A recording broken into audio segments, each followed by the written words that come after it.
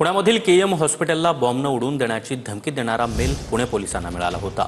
मात्र पोलिसांनी तपास केल्यानंतर इथं काहीही आढळलं नाही। नागरिकांनी घाबरून न जाण्याचं आवाहन पोलीस आयुक्तांनी केलं आहे।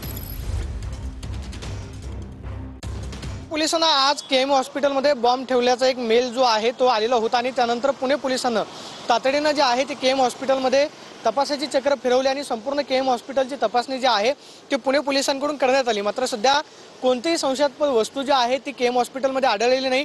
पुणे शहरातले एक नामांकित हॉस्पिटल म्हणून केएम हॉस्पिटलमध्ये अनेक रुग्ण जे आहेत ते उपचार घेत असतात। मात्र काही वेळापूर्वी आलेला धमकीचा मेल आणि त्यानंतर पुणे पोलिसांनी तातडीने तपासाची चक्र जी आहे ती फिरवली। सध्या आपण पाहतोय की बीडीडीएस पथकाकडून संपूर्ण हॉस्पिटलची तपासणी जी आहे त्या ठिकाणी पूर्ण करण्यात आलेली आहे। पोलिसांचा बंदोबस्त जो आहे तो सुद्धा आपल्याला केएम हॉस्पिटलच्या बाहेर पाहायला मिळतो। मात्र धमकीचा मेल आल्यानंतर तातडीनं बीडीडीएस पथक जे आहे ते केएम हॉस्पिटलमध्ये दाखल झाले आणि त्यानंतर क्षणाच्या मदतीनं संपूर्ण हॉस्पिटलमध्ये जी आहे ती तपासणी करण्यात आली।